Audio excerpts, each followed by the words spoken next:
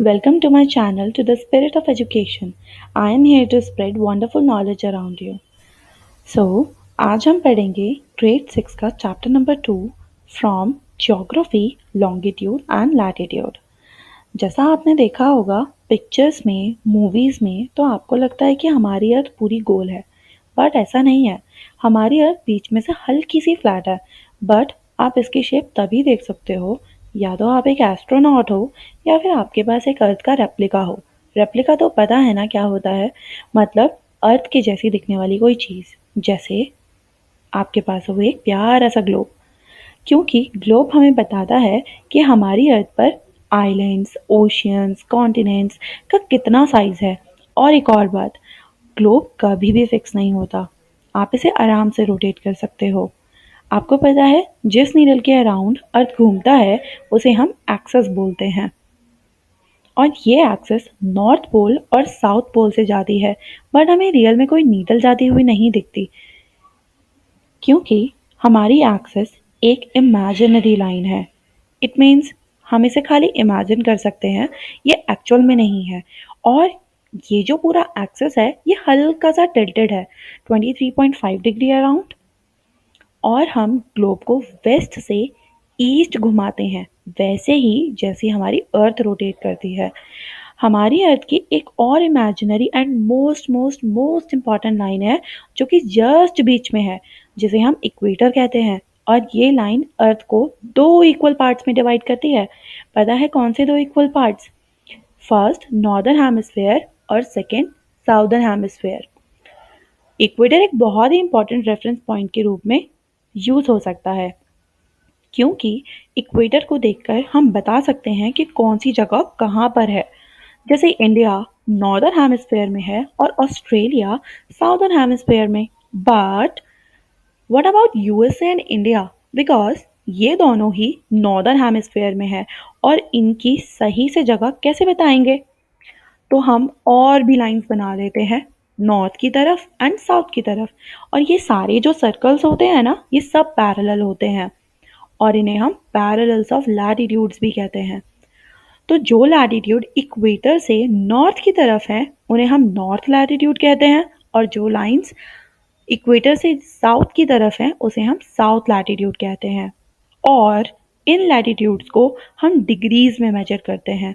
जैसे आप देखो कि इक्वेटर को हम 0 डिग्री मानते हैं, ओके, और पोल्स हमारे इक्वेटर से 90 डिग्री पर हैं, उसको हम 90 डिग्री मेजर करते हैं। सो नॉर्थ पोल हमारा 90 डिग्री नॉर्थ में है और इक्वेटर से, राइट, और साउथ पोल हमारा 90 डिग्री साउथ में है इक्वेटर से, ऑब्वियसली। सो जो लैटिट्यूड नॉर्थ में होता है उसे हम एन से डिनोट करते हैं और रिप्रेजेंट करते हैं, और जो साउथ में होता है उसे हम एस से रिप्रेजेंट करते हैं। और आप एक और चीज़ नोटिस कर सकते हो, जैसे जैसे आप इक्वेटर्स के इक्वेटर से पोल की तरफ जाते रहते हो तो ये सर्कल छोटे छोटे छोटे और छोटे हो जाते हैं। क्यों? क्योंकि इक्वेटर्स हमारा इक्वेटर है वो सबसे इम्पॉर्टेंट लाइन है एंड सबसे बड़ा लैटिट्यूड बन जाता है।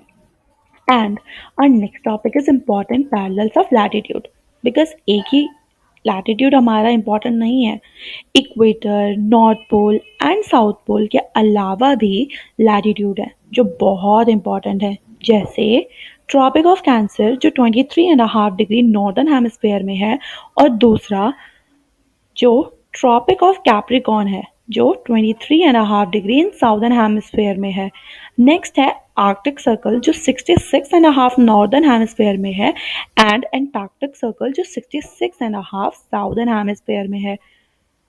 हीट जोन्स ऑफ अर्थ, जैसा हम सबको पता है, जैसा सन हमें अर्थ पर दिखता है उससे कई गुना ज़्यादा वो बड़ा है, और हमें सन से ही हीट एंड लाइट मिलती है। Obviously it is the only source of heat and light, no.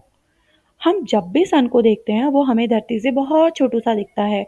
उसका सबसे बड़ा रीज़न है कि सन हमसे बहुत दूर है, तभी सन हमें छोटा दिखता है। अर्थ के कुछ हिस्सों में सन की डायरेक्ट रेज आती हैं, बट कुछ हिस्सों में बहुत ही कम। ट्रॉपिक ऑफ कैंसर से लेकर ट्रॉपिक ऑफ कैप्रिकॉर्न तक सन को ऐसे देखोगे, मतलब सन उगेगा एकदम हाईएस्ट पॉइंट पर आएगा और फिर वो ढल जाएगा, जिससे यहाँ पर अच्छी खासी हीट जनरेट हो जाती है। बट अगर हम इसके ऊपर लैटिट्यूड में जाते हैं तो सन की स्लाइटिंग रेज आती हैं, यानी कि अगर आप इसे लैटिट्यूड में जाते हो, आप नोटिस करोगे कि यहाँ सनराइज होता है बट बहुत टॉप पॉइंट पर नहीं जाता। इसकी वजह से यहाँ ज़्यादा हीट नहीं पहुँचती और ये जगह थोड़ी सी ठंडी रहती है, राइट, ठंडी रहती है। और अगर आप आर्कटिक सर्कल या एंटार्क्टिक सर्कल के नज़दीक पहुंच जाते हो तो यहाँ पर सन की और भी कम रेज आती हैं, जिसकी वजह से ये सारी जगह साल भर आइस से ढकी रहती है। तो सन कितनी हीट प्रोवाइड कर रहा है, या ये कह लो कि कितनी हीट आ रही है, उसके बेसिस पर हमने अर्थ को हीट जोन्स में डिवाइड किया है, ट्रॉपिक ऑफ कैंसर से लेकर ट्रॉपिक ऑफ कैप्रिकॉर्न तक। क्योंकि सन की ज़्यादा रेज आ रही हैं, जिसकी वजह से यहाँ हमें ज़्यादा हीट मिलती है और इसे हम टॉरिड जोन कहते हैं। उसके ऊपर सन की रेज का एंगल कुछ बदल जाता है, जिसकी वजह से यहाँ मॉडरेट टेम्परेचर रहता है और इसे हम टेम्परेट जोन कहते हैं। आर्कटिक सर्कल से नॉर्थ पोल तक और एंटार्क्टिक सर्कल से साउथ पोल तक सन अपने होराइजन पर भी नहीं आता, और अगर जाता भी है तो मिनिमल जाता है, जिसमें सन की बहुत ही कम रेज होती हैं। इसलिए इस जोन को हम फ्रिजिड जोन बोलते हैं। हमारा अर्थ सारे जोन्स के साथ कुछ ऐसा दिखता है। आप इसको रिमेम्बर कर सकते हो और आप इसे नोट डाउन भी कर सकते हो। What are longitudes? अगर हम किसी जगह की एग्जैक्ट लोकेशन पता करनी हो तो उसका लैटिट्यूड पता होना काफ़ी नहीं है। जैसे टोंगा आइलैंड जो पैसिफिक ओशन में है और मॉरिशस आइलैंड जो इंडियन ओशन में है, ये दोनों ही जगह सेम लैटिट्यूड पर है, 20 डिग्री साउथ में। हाँ, जैसे हमने इक्वेटर को रेफरेंस मानकर इसकी जगह का पता लगाया कि ये साउथ में है या नॉर्थ में, उसी तरह इसका एग्जैक्ट पॉइंट जानने के लिए हमें एक और रेफरेंस पॉइंट पता होना चाहिए जो हमें बताए कि कोई जगह उस रेफरेंस लाइन से ईस्ट में है या वेस्ट में। इन्हीं रेफरेंस लाइंस को हम मेरिडियंस ऑफ लॉन्गिट्यूड कहते हैं। ये सारी लाइंस सेमी सर्कल होती हैं। जैसा कि हमने पढ़ा है कि लैटिट्यूड सब अलग अलग साइज के होते हैं, उसी तरह लॉन्गिट्यूड की लाइंस सब सेम होती हैं। क्यों? क्योंकि ये सारी लाइंस एकदम इक्वल हैं और हम नहीं पता लगा पाते कि हम इनमें से किस को रेफरेंस पॉइंट बनाएं। ऐसे में यूके में एक ग्रेनिच नाम की जगह है।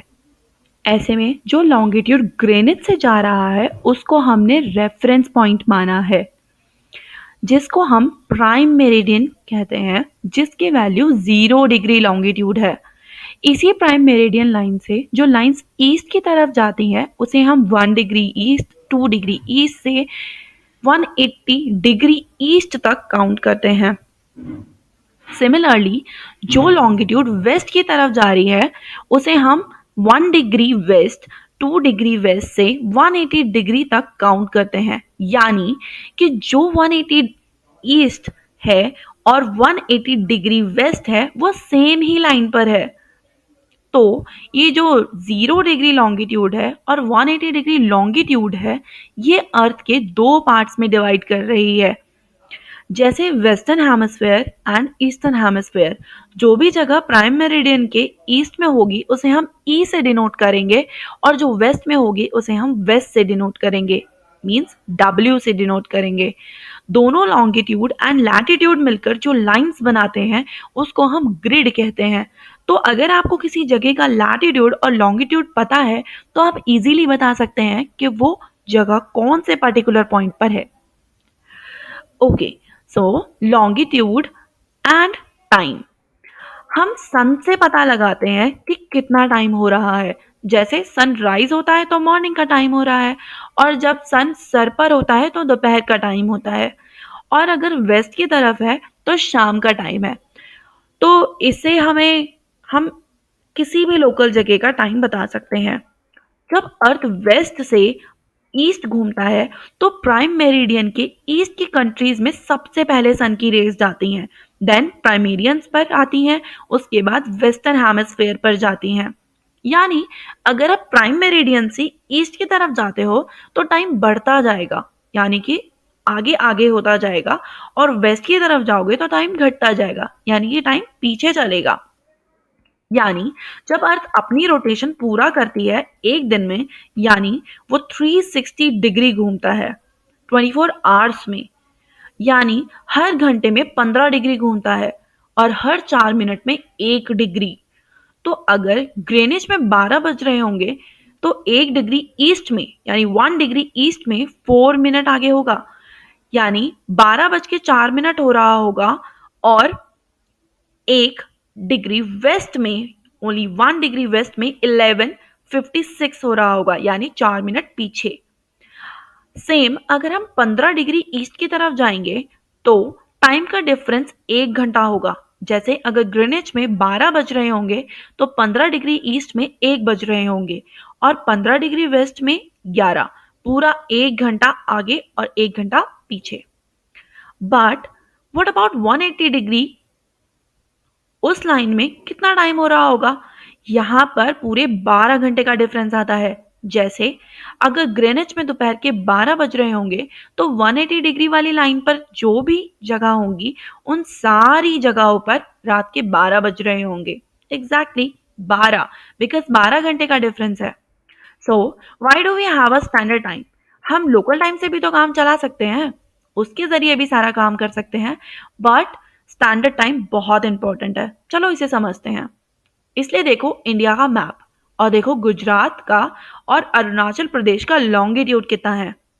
इन दोनों के बीच के लॉन्गिट्यूड का डिफरेंस 29 डिग्री है। तो जो 15 डिग्री का डिफरेंस होने पर 1 घंटे का फर्क हो जाता है, तो मतलब यहाँ पर गुजरात का और अरुणाचल प्रदेश का टाइम का डिफरेंस 2 घंटे का होगा। तो ऐसे में अगर आप अपना लोकल टाइम फॉलो करेंगे तो गुजरात में 2 बज रहे होंगे और अरुणाचल प्रदेश में 4। फिर गवर्नमेंट कैसे प्लान कर सकती है किसी भी चीज़ को, कि फ्लाइट्स कब जाएंगी, फ्लाइट्स कैसे प्ले होंगी, या फिर ट्रेन कौन से स्टेट में किस टाइम के हिसाब से निकलेंगी? ऐसे तो हमेशा क्लैशेस होते रहेंगे। तो इंडिया में हमने एक बीच की लाइन ढूंढी है 82.5 डिग्री ईस्ट, क्योंकि ये इंडिया की स्टैंडर्ड मेरिडियन है। इस लाइन पर जो टाइम होता है उसको ही पूरे इंडिया को का टाइम मानते हैं। इसका टाइम ग्रेनिच से 5 घंटे 30 मिनट आगे है।